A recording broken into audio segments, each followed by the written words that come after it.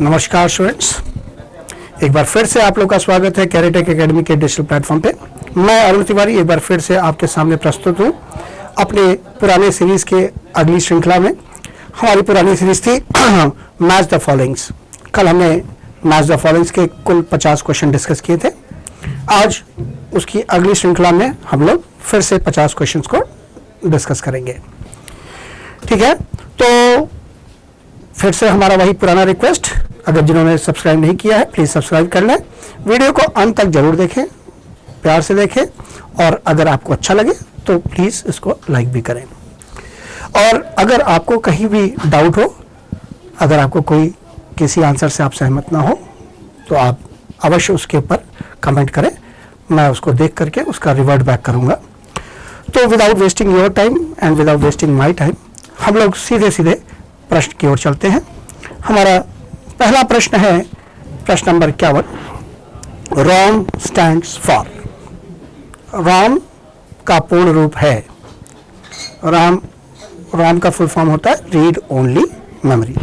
तो before moving to the answers let us discuss all the option. हम सारे options को एक बार जल्दी से देख लेते हैं तो हमें आंसर देने में आसानी होगी। इंटीग्रेटेड सॉफ्टवेयर पैकेज, दूसरा है डेस्कटॉप पब्लिशिंग सॉफ्टवेयर, तीसरा है रजिस्टर्स, चौथा है MBPS, पांचवा है, यहाँ पे देखिए दो चीज़ है, एक MB स्मॉल में है तो मेगा बिट्स पर सेकेंड होता है, और M कैपिटल B होता तो मेगा बाइट्स पर सेकेंड होगा। ठीक है, ये चीज़ ध्यान रखिएगा। फिर है वेक्टर प्रोसेसिंग, फिर है असेंबली लैंग्वेज, फिर है आपका arithmetical and logical unit, next है डेटा ट्रांसफर रेट, फिर है एल्गोरिदम, फिर है आपका वेब सर्वर, नेक्स्ट डेसिमल, अगला है हार्डवेयर, और फिर उसके बाद है रीड ओनली मेमोरी। तो अभी जो हमने प्रश्न पढ़ा था ROM stands for read only memory, तो इसका सही आंसर होना चाहिए क्या? M। सो जरा सा मैं कलर चेंज कर लेता हूं जिससे कि सभी को स्पष्ट दिखाई दे। तो इसका सही आंसर होगा M। ओके, अगले प्रश्न में चलते हैं। A software package that combines two or more applications such as word processing and spreadsheets, providing for easy transfer of data between them best describes। यानी कि एक सॉफ्टवेयर पैकेज जो दो या अधिक एप्लीकेशन जैसे वर्ड प्रोसेसिंग और स्प्रेडशीट को जोड़ता है और उनके बीच आसानी से डेटा अंतरण, डेटा ट्रांसफर की व्यवस्था करता है, उसे डैश कहते हैं। ऐसे सभी सॉफ्टवेयर जो आपस में कनेक्टेड होते हैं उनको हम लोग कहते हैं इंटीग्रेटेड सॉफ्टवेयर, राइट। तो इसका सही आंसर होना चाहिए इंटीग्रेटेड सॉफ्टवेयर पैकेज, यानी कि ए। इसका सही आंसर होगा ए। ओके, अगले प्रश्न के ऊपर चलते हैं। हमारा अगला प्रश्न यानी कि प्रश्न number 53। A set rules for solving a problem in a given number of steps। ठीक है, स्टेप्स की एक निश्चित संख्या के अंदर एक समस्या के समाधान के लिए नियमों का एक सेट, इसको हम लोग क्या कहते हैं? तो इसका सही आंसर होता है algorithm. Algorithm is a finite steps written to solve any problem. किसी प्रॉब्लम को सॉल्व करने के लिए जो निश्चित संख्या में जो हम लोग स्टेप बाय स्टेप इंस्ट्रक्शन लिखते हैं उसी को एल्गोरिदम कहते हैं। तो इसका सही आंसर होगा एल्गोरिदम। तो that is algorithm is I, तो इसका आंसर होगा आई। ठीक है, अगले प्रश्न की ओर चलते हैं। हमारा प्रश्न number 54। Super computers speed is measured in. Super computer की स्पीड मापी जाती है। ये प्रश्न मेरे को लगता है कुछ गलत हो गया है। प्रश्न जहाँ तक मेरा ख्याल है हमने चेंज किया हुआ था। ये क्वेश्चन कल के ही उसमें था। मेरे को लगता है हमारे टाइपिस्ट से कुछ मिस्टेक हो गया है, क्योंकि इसकी जगह हमने जो प्रश्न दिया था वो super computer uses for fast computing. Fast computing के लिए सुपर कंप्यूटर प्रयोग करता है और उसका आंसर है वेक्टर प्रोसेसिंग।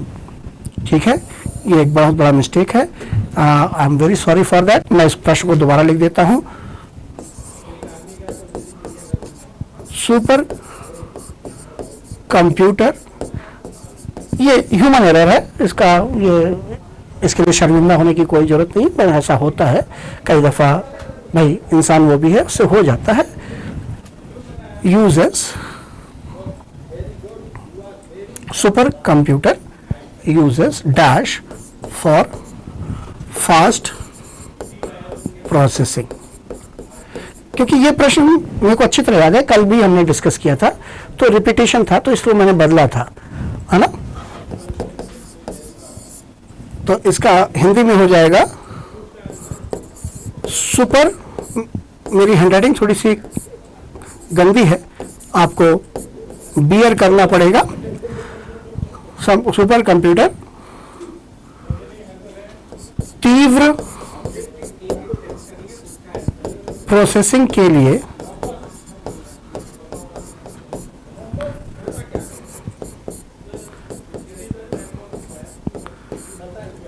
डैश का प्रयोग करता है। ठीक है, तो मैं क्षमा चाहूंगा, एक छोटी सी गलती है, ऐसा हो सकता है कभी कभी, इतने घंटों से बेचारे काम करते रहते हैं, तो ऐसा होता है कि एक आध छूट जाता है, तो इट कैन बी इग्नोर्ड। ठीक है, इसका सही आंसर होगा वेक्टर प्रोसेसिंग। वेक्टर प्रोसेसिंग का विकल्प था ये ई, तो इसका सही आंसर होगा ई। देखिए वेक्टर प्रोसेसिंग क्या होता है, ये वेक्टर्स क्वांटिटीज को directly addition, subtraction, multiplication, division वाला भी काम कर सकता है। जैसे आपने देखा होगा मैट्रिक्स मल्टीप्लिकेशन, मैट्रिक्स मल्टीप्लिकेशन में बहुत समय लगता है, अगर आपने मैट्रिक्स मल्टीप्लिकेशन के काम किए हो, तो उस टाइप का कोई कॉम्प्लेक्स एल्गोरिथम यूज करके, जिसे हम लोग वेक्टर प्रोसेसिंग कहते हैं, सुपर कंप्यूटर बहुत तेजी से कैलकुलेशन करता है। राइट, तो इसका सही आंसर होगा ई। अगले प्रश्न की ओर चलते हैं, प्रश्न number 55। Memory design on the processor chip. ठीक है, प्रोसेसर की चिप पर डिजाइन की जाने वाली मेमोरी। देखिए हमारे कंप्यूटर के प्रोसेसर के ऊपर ही जो मेमोरी डिजाइन होती है, उसको हम लोग कहते हैं रजिस्टर्स या इंटरनल मेमोरी। तो इसका सही आंसर होना चाहिए इंटरनल मेमोरी या रजिस्टर्स, दैट इज सी। ठीक है, अगले प्रश्न पे चलते हैं। हमारा अगला प्रश्न है, अ CD ROM drive is labelled with 52x, a measurement which is a measurement of CD ROM drive पर 52x कम डैश का माप है। किस चीज का माप है? ये डेटा ट्रांसफर स्पीड का माप होता है। राइट, तो हमारा 52x है, ये डेटा ट्रांसफर रेट का मेजरमेंट है, यानी कि दिस इज h। अगले प्रश्न की ओर चलते हैं। हमारा प्रश्न number 57, which language is symbolic language? कौन सी भाषा सिंबॉलिक भाषा है? तो हमारे कंप्यूटर लैंग्वेज के जनरेशंस की बात करें तो फर्स्ट जनरेशन हमारा है मशीन लैंग्वेज, सेकंड जनरेशन हमारा है असेंबली लैंग्वेज, और असेंबली लैंग्वेज में हम लोग निमोनिक्स का प्रयोग करते हैं। निमोनिक्स मतलब सिंबॉलिक लैंग्वेज। तो ये हमारा आंसर होना चाहिए कौन सा? असेंबली लैंग्वेज, यानी कि एफ। अगले प्रश्न की ओर चलें। अगला प्रश्न कह रहा है, CPU स्टैंड्स फॉर। CPU का पूर्ण रूप है, CPU मेरे ख्याल से सबको ये पता है, सेंट्रल प्रोसेसिंग यूनिट, यानी कि जी। तो इसका सही आंसर होगा जी। कुछ बच्चों का सुझाव मुझे आया था कि आप थोड़ा सा एक्सप्लेनेशन ज़्यादा दीजिए। अब जहाँ पे एक्सप्लेनेशन लायक होगा वहाँ पे ज़रूर मैं एक्सप्लेनेशन दूंगा, बट जैसे अब CPU का फुल फॉर्म, इसमें I don't think there is any explanation required. यहाँ पे कोई एक्सप्लेनेशन देने की ज़रूरत भी नहीं है फुल फॉर्म। तो जहाँ पे आपको लगता है कि आपको एक्सप्लेनेशन चाहिए तो आप कमेंट भी कर सकते हैं, मैं उसको निश्चित तौर पे आप तक पहुँचूंगा। वैसे आपका सुझाव मैंने माना हुआ है, मैं कोशिश करूँगा जो कॉम्प्लिकेटेड शब्द हैं, कॉम्प्लिकेटेड टर्म्स हैं, उसको मैं एक्सप्लेन करने की पूरी कोशिश करूँगा। ठीक है, ऐसे ही आप लोग हमें सुझाव देते रहिए। अगले प्रश्न की ओर चलते हैं। हमारा अगला प्रश्न that is question number 59। Question number 59 says, a software for locating and managing stored web pages,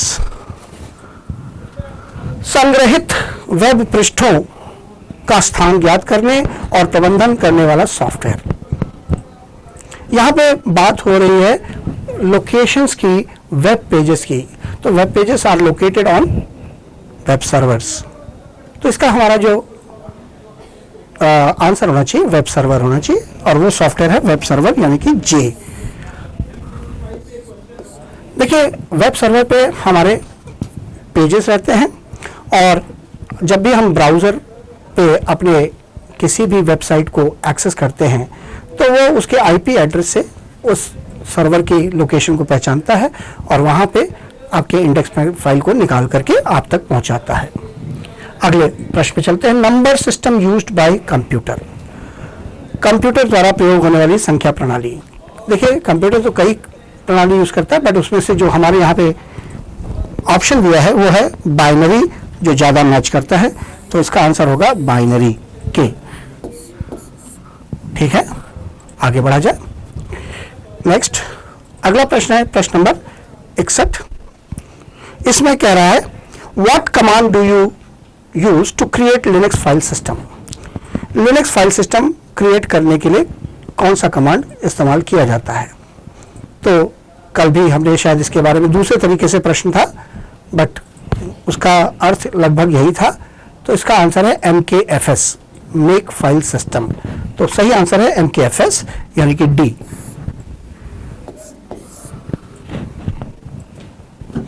अगले प्रश्न की ओर चलते हैं। अगला प्रश्न प्रश्न number 62। Dash is the set of computer instructions or programs that enables the hardware to perform different tasks। Dash computer निर्देशों या कार्यक्रमों का सेट है जो हार्डवेयर को विभिन्न कार्यों को करने में सक्षम बनाता है। तो इस हिसाब से ये हमारा है सॉफ्टवेयर। तो सॉफ्टवेयर क्या है? It is a set of integrated programs या programs which when executed produces desired result, जिसको एग्जीक्यूट करने पर हमें वांछित रिजल्ट मिलता है। और वांछित रिजल्ट देने के लिए हमारा जो कंप्यूटर के हार्डवेयर है को वो क्या करता है? प्रोसेसिंग देने के लिए निर्देश देता है, प्रोसेसिंग करने के लिए निर्देश देता है। तो इसका सही आंसर होना चाहिए सॉफ्टवेयर यानी कि आई। अगले प्रश्न की ओर चलते हैं। हमारा अगला प्रश्न यानी कि प्रश्न नंबर 64, 63 एंड 64। 63 में क्या कह रहा है? The dash is the program that manages the hardware of a computer system, including CPU, memory, storage device, and input-output devices. Dash वह प्रोग्राम है जो कंप्यूटर सिस्टम के हार्डवेयर को प्रबंधित करता है, जिसमें CPU, मेमोरी, स्टोरेज डिवाइस और इनपुट आउटपुट डिवाइसेस शामिल हैं। तो ऐसा कौन सा सॉफ्टवेयर है भाई? ऐसा सॉफ्टवेयर हमारा है ऑपरेटिंग सिस्टम। ऑपरेटिंग सिस्टम क्या करता है? इट मैनेजेस, उसका डेफिनेशन अगर याद हो, it manages all the resources of the computer system by allocating them to the different programs and devices when and where required. जब भी आपके किसी भी डिवाइस को या किसी भी प्रोग्राम को या किसी भी यूजर को किसी रिसोर्स की आवश्यकता होती है तो ऑपरेटिंग सिस्टम उस रिसोर्स को उपलब्ध कराता है। यही मैनेजमेंट है और ये काम करता है ऑपरेटिंग सिस्टम, इसलिए इसका सही आंसर होगा ऑपरेटिंग सिस्टम ए। ठीक है, अगले प्रश्न पे चलते हैं। प्रश्न number 64। Open source operating system. Open source operating system हमारा कौन सा है? लिनक्स है। तो इसमें आंसर होगा सी, लिनक्स। कल भी ओपन सोर्स का एक एग्जांपल था, उसमें हमारे पास जो आंसर का सेट था उसमें मैच हो रहा था लिब्रे ओपन ऑफिस। ठीक है ना? तो लिब्रे ओपन ऑफिस भी एक ओपन सोर्स है। यहाँ पे ऑपरेटिंग सिस्टम की बात कर रहा है तो ओपन सोर्स ऑपरेटिंग सिस्टम हमारा हुआ कौन सा? लिनक्स। अगले प्रश्न की ओर चलें। हमारा अगला प्रश्न है command to get long list of files in Linux. ठीक है, लिनक्स में लॉन्ग लिस्टिंग देखने के लिए, इसका भी प्रश्न कल था बट वो दूसरे तरीके से था। वहां पे ls-l किस काम के लिए होता था, वहां पे मैच करना था। तो इसका सही आंसर है ls-l, लॉन्ग लिस्टिंग के लिए। तो इसका सही आंसर होगा ls-l यानी कि जे। अगले प्रश्न पे चलते हैं। A command to create a directory. Directory बनाने के लिए कमांड क्या है? MD या MKDIR। तो ये हो गया हमारा आंसर ई। अगले प्रश्न पे चले। हमारा अगला प्रश्न है प्रश्न number 67, isn't it? 67, it says, which among following is responsible for finding and loading operating system into RAM? निम्न में से कौन ऑपरेटिंग सिस्टम को रैम में सर्च और लोड करने के लिए रिस्पॉन्सिबल है? अब यहाँ पे अगर देखेंगे तो हमारा ये काम होता है बूटस्ट्रैप लोडर का। बूटस्ट्रैप लोडर में क्या होता है, बूटिंग इंफॉर्मेशन होती है, उसको पता लगता है कि पता रहता है कि हमारा जो ऑपरेटिंग सिस्टम कहाँ पर है और कैसे उसको लोड करना है। तो इसका सही आंसर होगा बूटस्ट्रैप लोडर। तो आंसर हो गया एफ। अगले प्रश्न पे चले।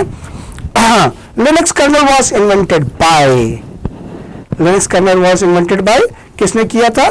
बिल्कुल जैसे हमारे हॉलीवुड के एक फेमस हीरो हैं जॉन ट्रेवोल्टा, उसी प्रकार से लिनक्स के हीरो हैं लिनक्स टोरवाल्डा। ठीक है, ये एनालॉजी से याद करने में आसानी होगी। जॉन ट्रेवोल्टा वो आपके हॉलीवुड के हीरो और यहाँ पर लिनक्स टोरवाल्डा। तो इसका सही आंसर होगा भाई, ये क्या है बीच बीच में, अच्छा एंटीवायरस है भाई, ये बहुत जरूरी चीज है, इसको आपको रोकना भी नहीं चाहिए, इसको अपना काम करने देते हैं और हम अपने काम पे आ जाते हैं, यानी कि एम इसका सही आंसर होगा एम। चलो बच्चों अगले प्रश्न पे चलते हैं। प्रश्न number 69, screen that comes on when you turn on your computer that shows all icon is called। जब आप कंप्यूटर को ऑन करते हैं, कंप्यूटर आरंभ होने पर सभी आइकन को दिखाने वाली स्क्रीन को हम क्या कहते हैं? कल भी ऐसा प्रश्न था बट वो दूसरे तरीके से था। तो ये इसका आंसर है डेस्कटॉप। डेस्कटॉप दिया हुआ है, देखिए कहीं, हाँ ये हमारे पास एच में है, तो इसका सही आंसर होगा, आंसर यहां पे लिखना चाहिए एच। ओके, अगले प्रश्न में चलें।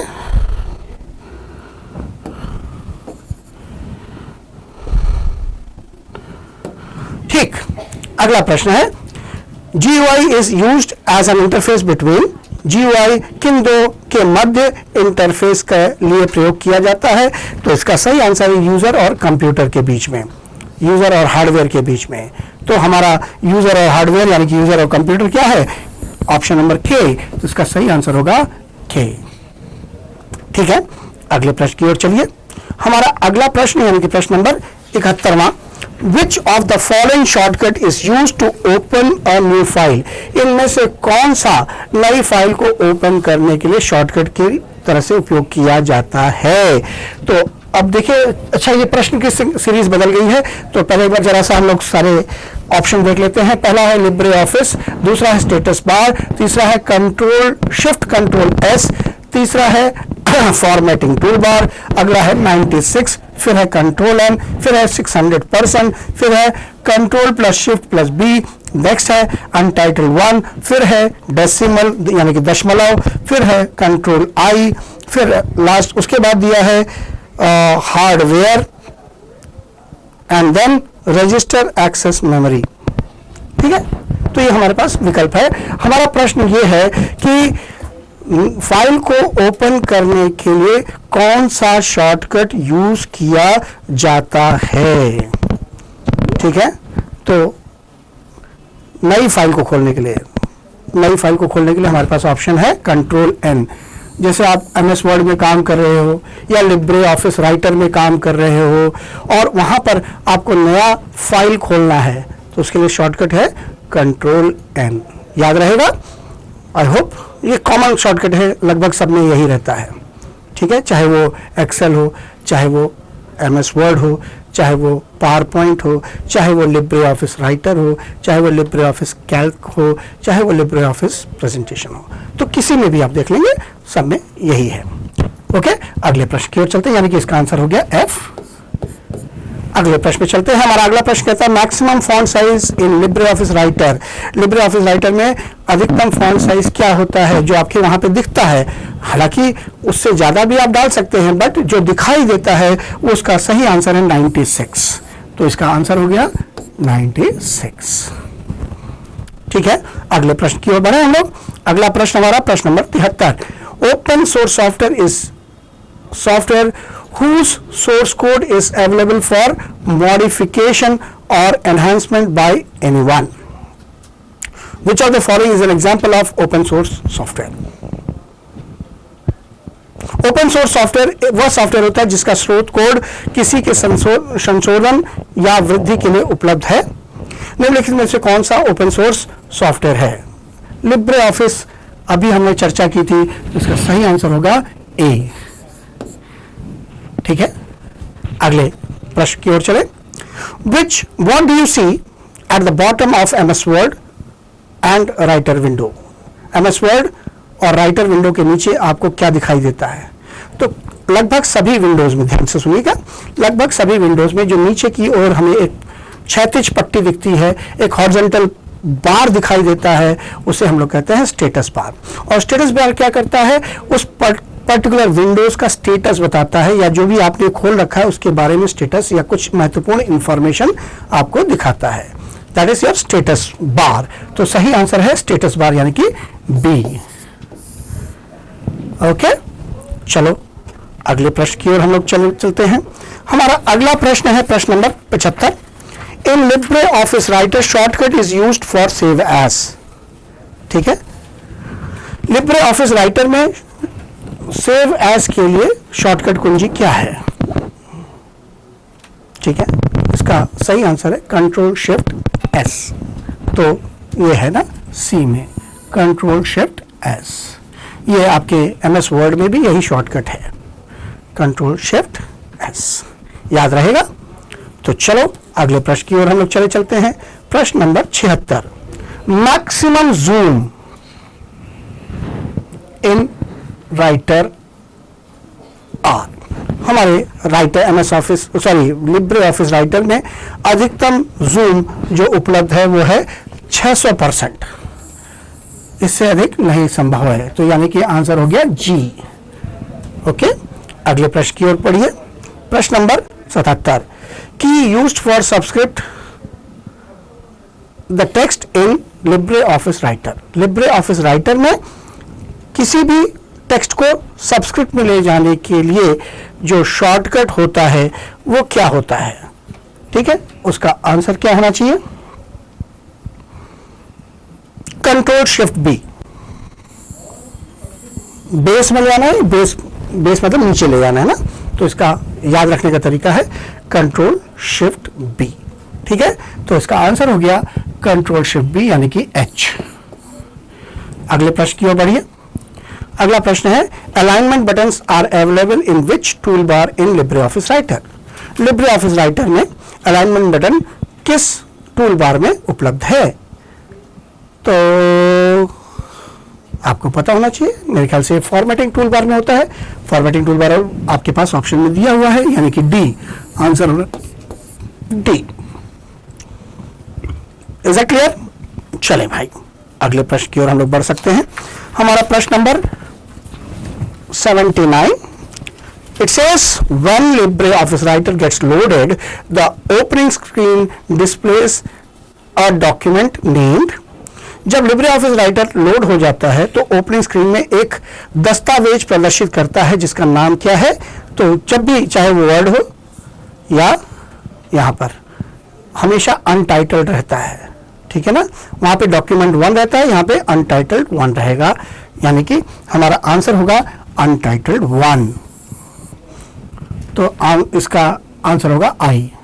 अगले प्रश्न की ओर बढ़िए। हमारा अगला प्रश्न यानी कि प्रश्न नंबर 80। In Libre office Writer text can be made italic by. Libre office writer में पाठ को इटैलिक रूप में बनाया जा सकता है, कैसे? उसका शॉर्टकट क्या है?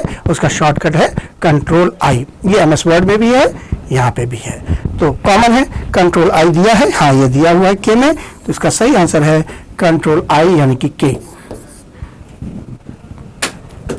देखिए, अगर आपने विकल्पों को एक बार पढ़ लिया है तो काफी चीजें आपको प्रश्न पढ़ते ही समझ में आ जाती हैं। इसलिए हम हमेशा कहते हैं कि पहले एक बार विकल्प को थोड़ा समय लेकर पढ़ लीजिए। अगली लिस्ट के लिए भी फिर से हमें विकल्प बदल गए हैं, तो हमें फिर से विकल्प को पढ़ना चाहिए। चलिए पढ़ लेते हैं। हमारा विकल्प है ऑल्ट डाउन एरो, अगला है शिफ्ट प्लस F11, तीसरा है कैल्क, फिर है ऑल्ट प्लस लेफ्ट एरो की, फिर है कंट्रोल शिफ्ट 0, फिर है 10,000, फिर है 10,48,576, उसके बाद है कंट्रोल शिफ्ट P, फिर है 1024, फिर है F1, फिर है 10,241, फिर है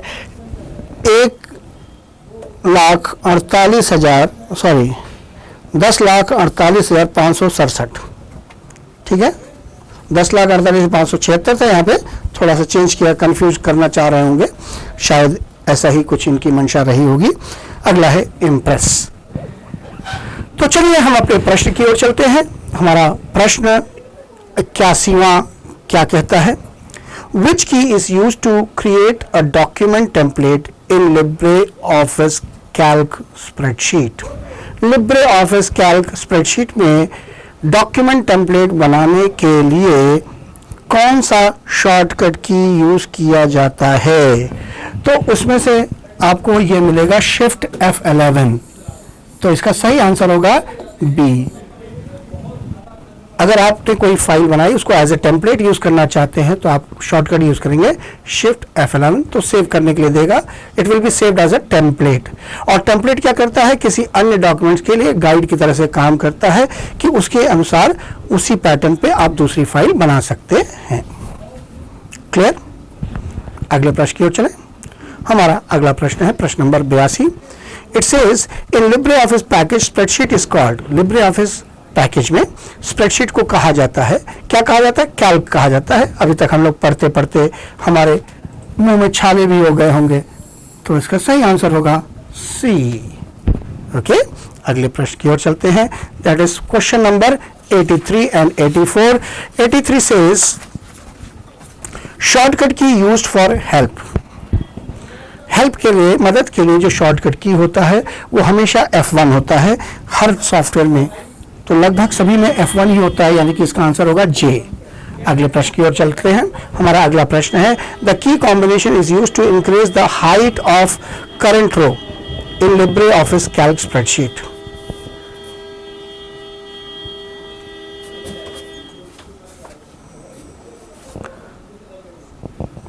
The key combination is used to increase the height of current row in LibreOffice Calc spreadsheet. ठीक है, कुंजी संयोजन शॉर्टकट का उपयोग LibreOffice Calc स्प्रेडशीट में वर्तमान पंक्ति की ऊंचाई बढ़ाने के लिए किया जाता है। तो इसका आंसर है alt down arrow. Alt down arrow से रो की हाइट बढ़ती है, ठीक है, और ऑल्ट लेफ्ट एरो से विड्थ की साइज कम या ज्यादा होती है, सॉरी सेल की विड्थ कम या ज्यादा होती है, तो इसको ध्यान रखेंगे। अगला प्रश्न है the key combination used to increase the height of current row is, हमने अभी बताया ए, यहाँ पे आंसर हो गया ए। अगले प्रश्न पे चले। हमारा अगला प्रश्न है प्रश्न नंबर 85। Reduces the cell width of current cell. वर्तमान सेल के चौड़ाई को कम करता है। अभी हम लोग चर्चा की ऑल्ट प्लस लेफ्ट एरो की, ये है, ठीक है। अगले प्रश्न की ओर चले। Shortcut used for print preview in LibreOffice Calc। LibreOffice Calc में प्रिंट प्रीव्यू करने के लिए शॉर्टकट का उपयोग करते हैं। इसका आंसर है कंट्रोल शिफ्ट 0, तो आपका आंसर हो गया ई। इसका आंसर हो गया लेफ्ट यानी कि डी, डी और ई। ओके, अगले प्रश्न की ओर चलते हैं। हमारा अगला प्रश्न यानी कि प्रश्न नंबर 87 एंड 88। तो प्रश्न नंबर 87 कह रहा है what is the maximum number of spreadsheet in Calc. Calc में आप अधिकतम कितने स्प्रेडशीट्स ऐड कर सकते हैं, यानी एक वर्कबुक में कितने स्प्रेडशीट ऐड कर सकते हैं। देखिए, ऐसा कोई स्पष्ट तो नहीं है, बट एक जगह हमने देखा था 32 बिट वाले में, तो ये 10,000 होता है, तो इसका आंसर 10,000 होना चाहिए। अब मैं नए वर्जन के बारे में नहीं बोल सकता, नए वर्जन जो अभी आया है और LibreOffice 7.0 उस पर मैं चेक नहीं कर पाया हूं, तो फिलहाल हम ये मान के चलना है कि जो पुराना वर्जन है उसमें ये 10,000 है, इतना तो श्योर हूं 10,000 है, ठीक है। अगले प्रश्न की ओर चलते हैं, यानी कि इसका आंसर हो गया एफ। अगले प्रश्न में लिखा है number of rose in LibreOffice Calc spreadsheet. LibreOffice Calc spreadsheet में पंक्तियों की संख्या तो इसमें हमारे पास जो पंक्तियों की संख्या होती है वो होती है 10 रोज की बात कर रहा है, कॉलम्स अलग है, रोज अलग है। तो रोज होते हैं 10,48,576, वही जो कंफ्यूजन वाला क्रिएट करने के लिए कोशिश किया था। तो इसका आंसर ये है जी। Okay, is that clear? अगले प्रश्न की ओर चलें। प्रश्न number 89, shortcut key used for superscript in Libre office Calc. Libre office Calc में सुपरस्क्रिप्ट करने के लिए शॉर्टकट की क्या है? सबस्क्रिप्ट का हमने पढ़ा था क्या? Control shift B. यहां पर है ये कंट्रोल शिफ्ट पी, पावर की तरफ लगता है तो कंट्रोल शिफ्ट पी। तो आंसर हो गया एच। ठीक है ना? अगले प्रश्न की ओर चलें। हमारा अगला प्रश्न है number of columns in Libre office Calc spreadsheet. वहां पे रोज पूछा था, यहां पे कॉलम पूछ लिया। तो कितने कॉलम्स होते हैं? 1024। कितने होते हैं? 1024। तो आंसर होगा 1024 यानी कि आई। ओके, अगले प्रश्न की ओर चला जाए। हमारा अगला प्रश्न नंबर 91, यानी कि यहां पे देख रहे हैं कि नई सीरीज शुरू हो रही है। नई सीरीज यानी कि नया टेबल होगा। तो एक बार इसके ऑप्शंस को जल्दी से देख लिया जाए। हमारा टेबल के ऑप्शंस है F1, दूसरा है कंट्रोल M, तीसरा है 5%, फिर है व्यू, फिर है F5, फिर है escape, shift plus home, control plus home, control shift N, control plus page down, control plus home and shift plus N। ठीक है, सारे ऑप्शन आपके सामने हैं। अब प्रश्न को पढ़ते हैं कि used to insert new slide in Libre Office Impress. Libre Office Impress में नया स्लाइड इंसर्ट करने के लिए शॉर्टकट की क्या है? तो इसका शॉर्टकट की चाहे लिब्रे ऑफिस इंप्रेस हो चाहे MS पावर पॉइंट हो, दोनों में सेम है, कंट्रोल M। तो कंट्रोल M कहीं दिया हुआ है? हाँ, ये B दिया हुआ है, तो ये आंसर होगा B। अगले प्रश्न की ओर हम लोग चलते हैं। हमारा अगला प्रश्न कह रहा है इन Libre Office Impress slide sorter command is found in which menu. Libre Office Impress में स्लाइड सॉर्टर कमांड किस मेन्यू में मिलता है? तो ये दोनों में, चाहे MS पावर पॉइंट हो चाहे यहां पर हो, लिब्रे ऑफिस इंप्रेस हो, दोनों में व्यू मेन्यू में मिलता है। तो इसका आंसर होगा व्यू मेन्यू डी। चलो अगला प्रश्न देखा जाए। प्रश्न number 93, which of the following shortcut key is used to start slide from current slide. Slide show को वर्तमान स्लाइड से प्रारंभ करने के लिए शॉर्टकट की क्या है? तो इसका आंसर है शिफ्ट होम। शिफ्ट ऐसे तो F5 है, शिफ्ट F5 लिखें या शिफ्ट होम लिखें, दोनों का पर्पस एक है। शिफ्ट F5 से भी करंट स्लाइड से आगे स्लाइड शो शुरू करता है। सपोज इस समय आप जो एडिटिंग कर रहे हैं वो स्लाइड नंबर 5 पे कर रहे हैं और आप चाहते हैं कि जब शो करें तो 5वें से ही आगे शो करना शुरू करें, तो आप क्या करें? शिफ्ट होम दबा दें या शिफ्ट F5 दबा दें, दोनों का काम एक ही है। तो यहां पे चूंकि विकल्प में शिफ्ट होम दिया है तो ये हमारा सही आंसर होगा जी। अगले प्रश्न की ओर चला जाए। प्रश्न नंबर 94 कह रहा है हेल्प की shortcut used in Libre office. Libre office में हेल्प के लिए शॉर्टकट की क्या है? लिब्रे ऑफिस में ही लगभग हर एप्लीकेशन में शॉर्टकट के लिए होता है F1। तो उसका सही आंसर होगा F1 यानी कि A। अगले प्रश्न की ओर चले। हमारा अगला प्रश्न कह रहा है in LibreOffice Impress which of the following key is used to end presentation। LibreOffice Impress में प्रेजेंटेशन को समाप्त करने के लिए कौन सा की यूज किया जाता है? मैं आपको तुलना के लिए बता रहा हूं, MS ऑफिस प्रेजेंटेशन हो यानी कि पावर पॉइंट या फिर लिब्रे ऑफिस का प्रेजेंटेशन है कि इम्प्रेस, दोनों में ही अगर आप स्लाइड शो कर रहे हैं उसको बीच में कहीं भी रोकना चाहते हैं तो एस्केप दबाना पड़ता है। एस्केप हमारे पास यहाँ पे विकल्प में दिया हुआ है, इसका आंसर हो गया F। ठीक है, तो चलो बेटा अगले प्रश्न की ओर हम लोग निकल चलते हैं। हमारा अगला प्रश्न यानी कि question number 96 says what is minimum zoom size in Libre Office Impress. Libre Office Impress में मिनिमम यानी कि न्यूनतम जूम का आकार कितना होगा? तो ये याद रखिए हमेशा 5% होता है इम्प्रेस में, तो इसका आंसर होगा 5% यानी कि सी। तो चलें अगले प्रश्न की ओर चलें। हमारा अगला प्रश्न है Which command brings you the first slide in your presentation? आपकी प्रस्तुति में कौन से कमांड आपको पहली स्लाइड में लाती है? चाहे वो पावर पॉइंट हो चाहे इम्प्रेस हो, दोनों में सेम है, कंट्रोल होम। तो कंट्रोल होम से आप हमेशा कहां पहुंच जाएंगे? पहले की तरफ। एक चीज आपको ध्यान देने वाली बात है, यहां पे कंट्रोल होम 2 बार दिया है, एच में और के में। या तो ऐसे होंगे कि 2 प्रश्न के आंसर सेम होंगे इसलिए ऐसा दिया होगा, या फिर हो सकता है एक गलती से आ गया हो। तो अभी तो पहली बार ही आया है तो हम कंट्रोल होम एच को ही दे देते हैं। The key used to open templates and documents dialog in Libre office.